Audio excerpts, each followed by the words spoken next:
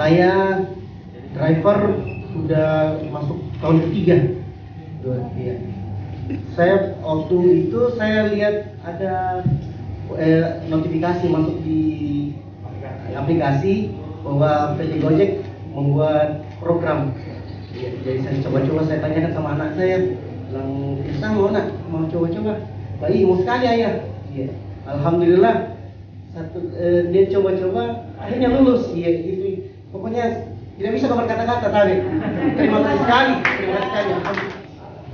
Terus terang, saya merasa sangat bangga dan bahagia bersyukur bisa bermitra dengan PT Gojek Indonesia dan selalu memperhatikan mitranya, kesejahteraan mitranya dengan program-programnya di swadaya seperti yang disampaikan tadi sama Pak Yuda. Salah satunya ini program beasiswa Gojek yang alhamdulillah tahun ini anak saya dinyatakan lulus sebagai penerima beasiswa.